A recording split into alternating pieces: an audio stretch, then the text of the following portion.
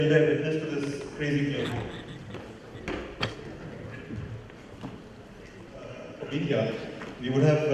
What I would like to do is, before we really discuss things with them, invite each of them to talk to us about their journey and how it all started, what were the stumbling blocks, what were the turning points, and etc. etc. So, shall we start with the reverse chronological order and ask Prema to reverse alphabetical order? Would you like to use this, or would you like to say it? I don't have a presentation. I'll just roll along as we go. First and foremost, Amit Prabhu from our first ALP batch from Genesis. Proud of you of what you've achieved today, so thank you, and thank you for inviting me. I also just want to, before I start, say there are many former GPMers, alum here, and GPMers. So if we hit the bar after Indian Ocean, the drinks are on me. 23 years ago when I started, I was quite clear in my mind that I would only have, and there are people like Archana over here and Nitin Mantri and many others, we would only do 7 or 8 clients and we would not grow into a big company. And the reason why we felt that way was that we wanted to do really good work, and we would not take a whole bunch of clients because we would not be able to do the great work that we were doing.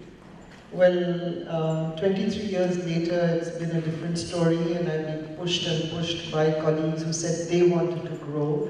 Whether I wanted to grow the company was a different matter. And it is all these wonderful people who then spread out into the different markets. People at the age of 24 who opened, Deepshika who opened the Bombay office, and Nandita, I don't think she's here today, but opened the Bangalore office. And today my daughter is 28, and when I think of her and Deepshika opening the office at the age of 24, I just wonder how I had the courage to do that. I don't think my 28-year-old is worth anything at the moment. So it's a big worry in my mind in terms of why do I feel that way? Let's not go around down that path. I think mothers probably all do that.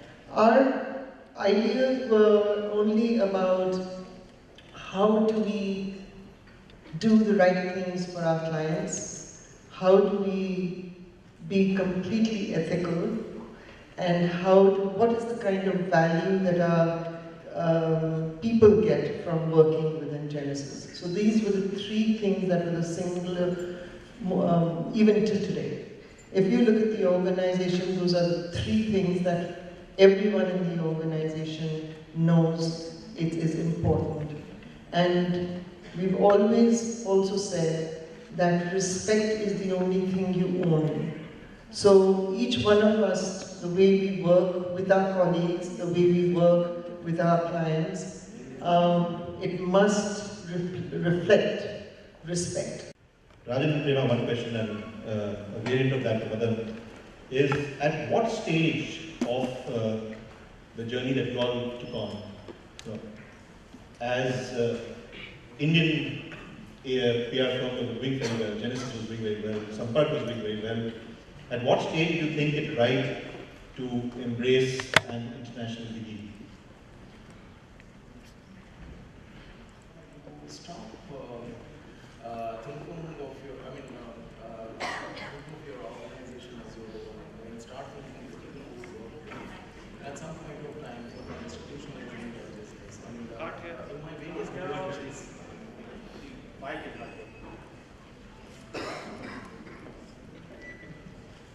so, we went through this evolution. I think there was a time when we had just the Bombay office, and people would say, oh, you have offices in Delhi and Chennai and Bangalore, and also we did that. Then they said, oh, you have these metros, what about these smaller cities? And we did go into the smaller cities. We had a large associate. I think there was a time about maybe 7-8 years back when people started asking, do you have an international network and what does it offer you? So that's when we seriously thought that from a long-term perspective, perhaps it's good to have a good partner. I'm not saying that you should jump into it with your eyes closed. In fact, I'm on record in one of the earlier articles to say that we will not marry any Gora. But I think we found Ketchum a partner who shares our values. I think that's what makes it great for our partnership. And that's the reason why we tried it with him.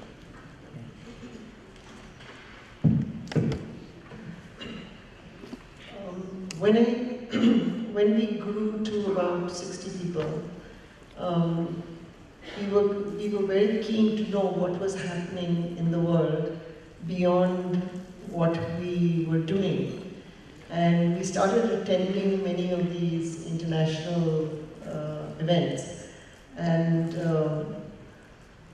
some may not know, but we had affiliations first with MSL, and then with Edelman, and also with one of the technology companies.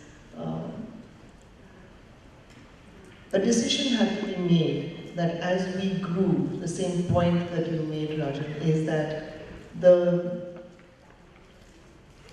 people in the organization wanted to be a part of the world and not just part of India. That is one point. The second point is that if we were growing at the pace we were, and we were ahead of many, or we were ahead of some, what happens? You're now conflicted. You have one auto company, you cannot do another. You have one bank, you can't do another, etc., etc. So how are we going to manage this? We'll stop growing at some point. So we spoke with, we all were very proud of Harold Burson. We'd never met him. So we went to New York, had lunch, and felt that there was magic. And so therefore, we'll do an affiliation, and that we wanted to learn from them. We learned from all of them. We learned from MSL, we learned from Edelman, we learned from Burson Marsteller. And sometimes it just clicks that way. Interestingly, the question that we had to answer to ourselves was, do we grow beyond India, or do we sell out? Now, if we go out of India, if you look at the way the dollar and the rupee is, one mistake and one office in Singapore is not going to help. So how would we expand? How would we grow? How would our business grow? How would our people grow? So we realized we don't have that capability. We don't have the stomach to make those decisions. So we sat in a room, the leadership and we sat together, and with Burson Marsteller. So we had an affiliation for 5 years, I think about 4 years, and then when we were asked by Burson Marsteller whether we would give up about 10%. Now again, I just want to mention here that it's a very interesting point. Even my husband, even though he's a lawyer, he said, why did you make this decision, and tell me why you thought about it. I told Burson Marsteller it's either 100% or none. And I remember Bill Ryan says, I have to make calls to New York to find out whether we can work that way. The reason of most of these problems that come from joint ventures is who is going to be the boss. And I wanted to be the boss, and the leadership was very clear they wanted to continue being bosses and therefore we had to make that choice and it was very strong, very difficult, everyone had their own views on it. Ultimately, we came to the view that there was no option, since we could not invest in markets beyond India, we have to sell out. And that's what we did. I have never looked back, and I don't think the leadership did. I think that each one of us got a lot out of it, and that is the only way. If you, I know that Madan, you are still very much 100% owned. Sometimes you can think one way or sometimes the other, but that is what. But have you been able to meet those, desires of the way you want to grow in terms of the growth path and people moving on, looking at things abroad, etc.? Has that happened? So there are, there is Shrey in China, and there are people, one in London, and there are not enough going out. One of the problems is that you're looking at Asia Pacific. Other than China, all the other markets are small, and our colleagues say we handle a bigger business when we have practice areas, and they run their own SKUs in the organization. They want a big market. They want to go to US, and somehow we are not being able to see great value that even those who've gone. Well, in other WPP businesses, for instance, in your media agencies, etc. Which ones? In other WPP businesses, media agencies, etc., there is movement. People exactly. Yeah. Media. Yeah, but I can say that public relations is different. It is very close to how you engage. It's a client servicing. It's very close to understanding the nuances. We've had people who come in from different markets. They find it very difficult to understand how many languages, how many cities, and how do you engage, and what works in which market and which doesn't work. It's not easy. And for us to go out, if you ask me to go out, I really will have a very tough time. Because each market in Europe and US, I don't know how Rob does it. I think he's lived here a bit now, and he's settled into understanding what India is about. It is very difficult because you need to understand the sentiments, the needs, what the consumer wants, what do they believe in, what do they not believe in. You can have a catastrophe in one state because you didn't understand the sensitivities. Madan, what about you? I'll just add I think foreign collaboration probably has different hues. We are 51% owned by Ketchum. But honestly, over the last 3.5 years, I still feel that I am a 100% owner. I have absolute freedom to do whatever I want. I can hire anybody. Sure, we need to meet certain numbers and all, but that's something which in any case, even in the past, we did it on our own, even when we were 100% owned by us. So realistically speaking, I think it's the choice of partners. As Prema said, we also had a 5-year courtship with Ketchum, so we understood them, they understood us. And once the trust is built up, I think the confidence levels are reasonably infinite, and they give you tremendous rope to work. For instance, I chair the board meetings despite having a 49% stake, so they are absolutely fine with that. In terms of actual,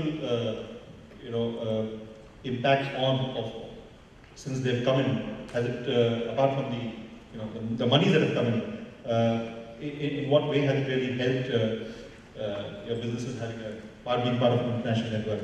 I think there is probably better acceptability, I would say, both at the client level as well as at the people level. I think our retention levels are far higher now compared to what it was 3 years back. I think the acceptability level is better. I think we were always transparent and ethical, but with Ketchum coming in, there is that much more credibility to us. I think it's helped in every way. Madan, all yours. But tell me, didn't you ever think of, there were murmurs, because we keep hearing various things, but there were murmurs that you were looking at some international tie-up over the years. But did you ever think of tying up with anybody? Yes, I think about 6 or 7 years ago, we had a pretty lengthy discussion with the WPP group, and it was led by J. Walter Thompson, JWT, as their advertising agency. So, I've had some funny ideas of earn out versus sell out. And I said, well, I don't understand this earn out business, because find your corner. You'll load this cost, that cost, this cost, and you'll tell me not to do this and not to do that. Finally, I won't make any money, and there will be no earn out. Not many people who have sold have made money. At a 6 multiple or something, I don't think it's attractive enough. So why does one sell? Individuals will have their own different reasons.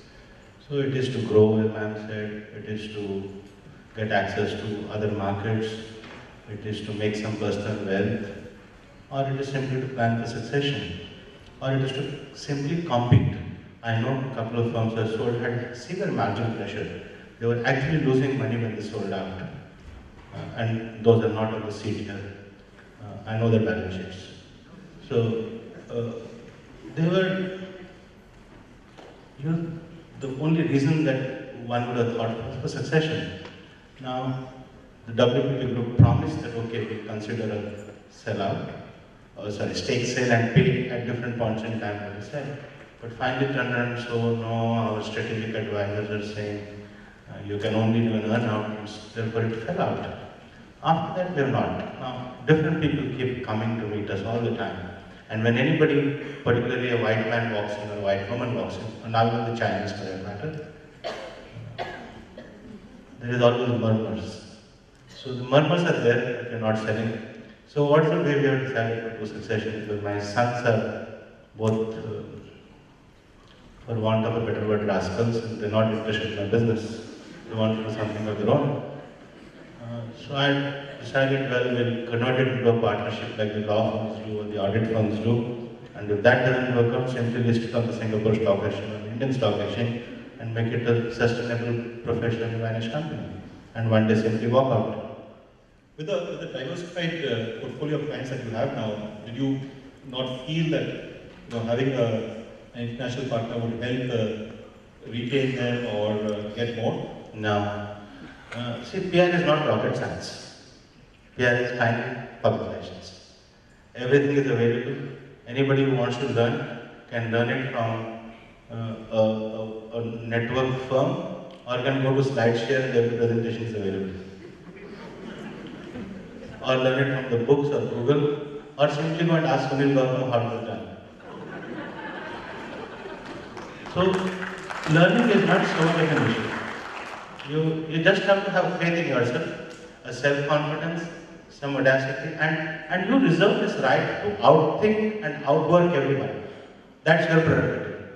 So, ever in a competitive context, you must have that conviction in yourself, and you will succeed. Madan, to your question, to your point of PR not being rocket science, and that's the question from everybody else next, is that we've seen that in the entire marketing services domain over the last few years, despite the fact that PR as an industry has been around in India for a fair amount of time, PR comes at the bottom of the value chain. And this is obviously to a large extent the failing of the industry, because PR elsewhere in the world is not is really up there in the value chain. So why do you think it is so? And is it a failing of the industry? Is it a failing of the clients, or is this how India is? Yeah, for me. You see, whether you're at the bottom of the pyramid or the heap or whatever you call it, or at the top, it is by your choice. So the PR people have chosen to be there, and that's why they're there. I often hear that, oh, when will PR do PR for itself? When will PR gain respect? I don't suffer from the problem, or I don't, many of us suffer from the problem that we're not respected, we're very respected people. But if somebody has that notion, it is by his or her own choice. I mean, public relations is finally a knowledge profession, like legal profession, or like medical profession, or like many other professions. I see doctors who are senior surgeons go home at midnight and take out their books and start reading what happened. It took me an entire year to get 50 of my colleagues to read one single book on public relations. And in my interviews, when I ask people, have you read a single book on public relations since you joined PR? 98% say no, and the remaining 2% generally bullshit, or say, oh, I read The Rise of PR and The Fall of Advertising. I know it's bullshit. So, if you want to learn, if you want to be at the top, it is your choice. And those of us who exercise that choice will never have a problem. Prema, your view? I think the business has become more complex than ever before. I mean, I never imagined it would change so fast in my lifetime. And we keep re-engineering our business. And thanks to Nikhil Dev, who loses his hair every day going to clients, and each client's need, each client's problem. And today we say that campaigns which we used to do for 1 year, our campaigns are of issues and crisis. The business of everyday business is set aside. We're just going for clients, have been facing issues and crises inside, outside, with the government, or with the environment, the way it is, and things like that. So the excitement, I'm more of a business manager now, and not so much, that's what Nikhil does, is the entire running of the organization as far as the clients are concerned, is the stories that we hear back is the challenge of doing business, and the clients want our support in helping them to achieve their business goals. And once they share that with you, you're able to put together a campaign that can support the sales and marketing. So it just depends on how the relationship develops over time, where they trust in us or trust in the industry to be able to understand, as I was once asked, do you understand what we go through every day? Whether it is selling cars, whether it is selling insurances, whether it's selling pizzas, whatever it is, they have huge challenges. And the CEOs themselves, even all the marketing people, will call you in to say, how can you help us? And that's where we are challenged, and therefore it helps us to understand the environment in that sector. If we look at what's happening in government on the food and beverages, there are issues right from labeling to all the issues of nutrition, and then you've got this whole side of, calling food such as this as junk food, so how are you going to, then there's pesticides, there's innumerable. I mean, the kind of learning, I wish we could write more books about what we've achieved, what all of us have achieved individually and collectively in this changing environment in the last 20 years. And that, I think, is what, it's very, very frivolous way of saying that, oh, you do public relations. And so people want to write it off as just merely talking to media. The media you have is one of the channels, but the point is, what are you going to do? What is your strategy going to do to help this business to go forward? Rajan, we then go I think I agree. I think we deserve far better stature. Probably we are not in the same pedestal as lawyers, chartered accountants, even market research or advertising people. I think to some extent it's also partly because of commoditization. I think they are because of two reasons. One is undue emphasis on the media, and perhaps second thing is because of fragmentation. But I agree with you. I think we need to do a lot to raise the stature of the industry. Okay. Questions from the audience? Yeah, please. I just want to add one thing. If we look at the business from media relations to now, the core being content, and content is not just of any one business, it is right across from technology to corporate to consumer to health and wellness, etc. Then you've got now creativity coming in. If you're not creative, you fail. Nobody wants to see you, hear you, nothing. And the way you are going to communicate is going to be through storytelling. Now, how do you overnight learn all of this? And then you now have a live situation through Twitter and through the whole social media. So it is nothing of what we were doing 5 years ago. I mean, it's absolutely changed. And if we don't, what we do is every year we change our strategy for the next year. And it's based on the way the environment is changing, and the pace of change is humongous. Questions? Any questions? Yeah.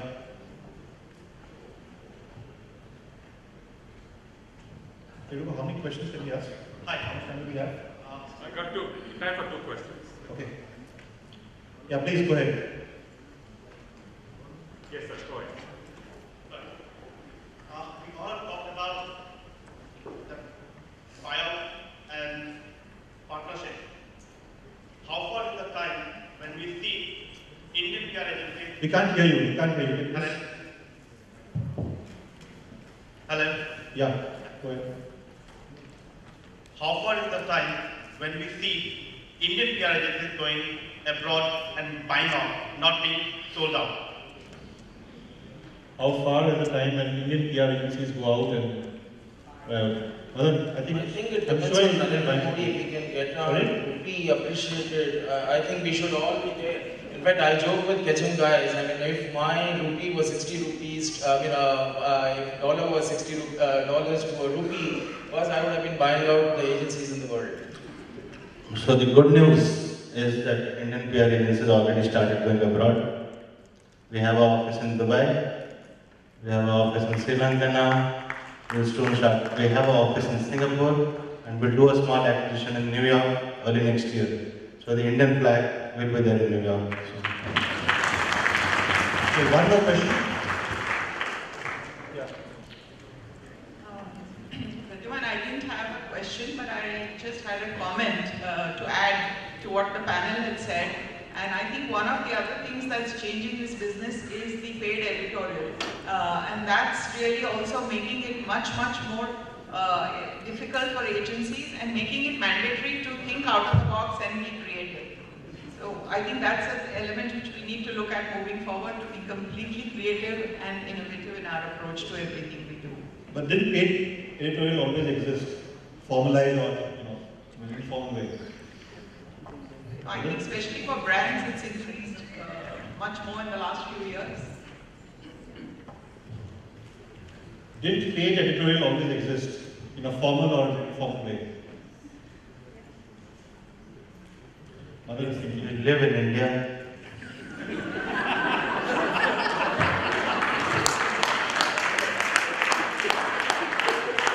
And therefore, I was told, I didn't attend a panel last year. One editor came and he was cursing the PR industry. It was like a pot calling a kettle black. Well, the editor's other publication also now is accepting paid content. So, I am not aware that if you had a great story, if you have an imaginative pitch, I have never had a constraint, or any of us never had a constraint to go and see that story. What happens is, the public relations industry, and many of you here would be accused of that, you have become desktop warriors. You believe in dishing out emails from your mailbox, and God knows who got it and what he did with it. And but then you say, oh well, it is the editor's prerogative to publish it or not. Well, it is the editor's prerogative. But you could do a little better. You could have a little engagement with the editor. You could explain the context a little better. And if he is receiving 500 mails and you make a personal pitch, well, chances are that you will be treated better. So there will be, sometimes people will say, oh, but how do they get such great media? Must be there something, well, I know. Well, there's nothing like that. You try it yourself. Be open-minded. This is a business of engagement first, and only when you engage can you tell a story. So storytelling comes next. All across the board, I'm seeing evidence, and it's not only with the agencies, even with the clients. They're losing that touch with the society. Social media has contributed to that a little further. So if we engage our stakeholders well, including the media, I don't think we should ever have a problem in getting the story across. It is not that all your stories will get published, but if it is a good story, it will. Thank you. Yeah, I'm going to just wrap up this and ask you, Pradyuman, I have a question, please. Ilva said only 2 questions, but anyway, go ahead. We're running behind schedule. Yeah, but I need to answer. Yeah. Okay, I'm Sonia from Ketchum, Sampark, and congratulations, thanks for the inspiring words. You're the PR voice of the industry. Is that Sonia Kulkarni? Yes, hi. Okay. and the men and women behind the corporate success story. And of course, former boss, current boss, and once upon a time, dream boss for me. But It would be great. Just to react to some words that I mentioned. Talent, then and now.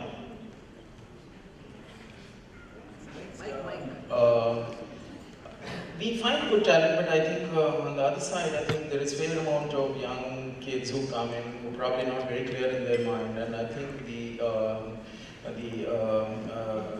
level of engagement of them is perhaps leaves quite a bit to be desired. So I think there is a huge talent gap in our industry. So the talent today is very good. I know there's a whole lot of people saying you don't get talent, but I think if you choose properly, if you have a good talent team who's going and interviewing and doing tests, and that's I think the talent is much better than ever before, because earlier there were none, and there is now. So it's up to you how you choose them. Madan, I finally have an agreement with Prema ma'am. Talent today is much superior than it was earlier. And digital media. Your 140 character in digital media. I was in ECO Summit last September in Paris, and I heard a grand old man who was younger than most of us, Lord Chatterton, use an expression for that. He said, if you are not jumped onto the social media wholeheartedly, you're walking on the railway track and a train traveling at 200 kilometers an hour is hurtling towards you and it's soon going to run over you. So we're all waking up a little slow, but we last week had a conference, a sponsored conference entirely, and we did it, open it up to all our competitors, at least people based in Bombay. We called the social media agencies also to the conference. We webcasted, some 2,000 people watched it live on social media analytics. We had somebody from WTO from London come over, we had somebody from CIC China there, we had the BJP head of social media come and give a lecture, and some very eminent panelists on 3 other panels. So we're trying to catch up double fast, and maybe in a year or 2, we should say, well, even 20-25% of the revenue comes in social media. That would be a proof. I love social media when there are crises and, like what's happening in Kashmir, and you getting absolutely instant information. But otherwise, I really would rather be on a beach and not worrying with that Twitter and whatever. I love Facebook because, we're really looking at each other on Facebook and we're not meeting, we don't get to meet people. But yeah, I just think that it's taken a hell of a lot chunk of our life away. I think social media and digital is going to revolutionize the way communication is done. I'm not sure about the time frame, maybe 3 years, maybe 5 years, but it's certainly here to stay. And I think all of us need to understand this new animal, otherwise we'll be dinosaurs. So we'll come back to the question that was asked. Is there something that you would possibly relook at if you had to, live your entrepreneurial life once again? Rather than anybody would start.